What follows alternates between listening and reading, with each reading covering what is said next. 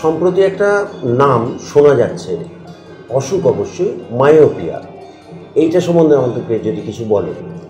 Myopia হচ্ছে চোখের এমন একটা রোগ যেখানে শর্ট সাইটেডনেস বলে, মানে সে কাছের জিনিসটা দেখতে পায়, দূরের জিনিসটা ভালো দেখতে পায় না। এটার একমাত্র চিকিৎসা বর্তমানে চশমা দিয়েই করা হয় 18 বছর বয়স পর্যন্ত।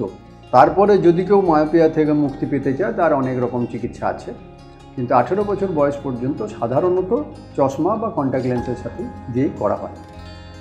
মায়োপিয়াতে মূল সমস্যাটা হচ্ছে চোখের অক্ষিক গোলক, আইবল যেটা, সেটা সাধারণ মানুষের থেকে তার আইবলটা একটু বড়।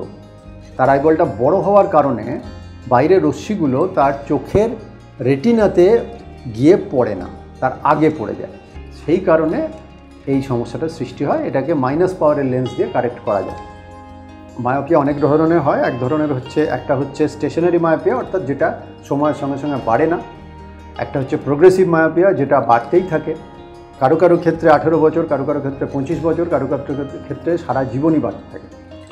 মায়োপিয়া অল্প হলে, মোটামুটি কমের দিকে হলে খুব বিপজ্জনক নয়, কিন্তু মায়োপিয়া যদি একটু বেশির দিকে হয়, মানে মোটামুটি 7, 8 এরকম যদি পাওয়ার হয়, তাহলে সেই সব ক্ষেত্রে পেশেন্টদের একটা সমস্যা থেকে যায় রেটিনা ডিট্যাচমেন্ট বলে, অর্থাৎ রেটিনাটা উঠে যেতে পারে তার পিছনের অ্যাটাচমেন্ট থেকে, বা রেটিনাতে ফুটো টুটো থাকতে পারে। সেই জন্য এইসব পেশেন্টদের প্রত্যেক বছরে একবার করে চেক আপ করানো উচিত যে এই জাতীয় কোনো সমস্যা ডেভেলপ করছে কি না।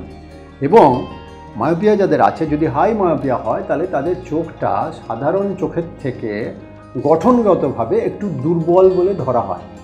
যেগুলো ফোর্সফুল কন্ট্যাক্ট গেম, সেগুলোর থেকে তাদের দূরে থাকাই ভালো। কারণ আঘাত লাগলে সাধারণ মানুষের চোখ যতটা আঘাত নিতে পারে, এদের ক্ষেত্রে ইনজুরি হলে কিন্তু বড় ধরনের সমস্যা হতে পারে। আর মায়োপিয়া যে কোনো বয়সেই হতে পারে। একেবারে বাচ্চা জন্মাতেও পারে মায়োপিয়া নিয়ে। তার ক্ষেত্রেও চিকিৎসা হচ্ছে মূলত চশমা দিয়ে শুরু করা, এবং যেরকম পাওয়ার বাড়বে সেই অনুযায়ী চশমাটাকে পাল্টে দেওয়া।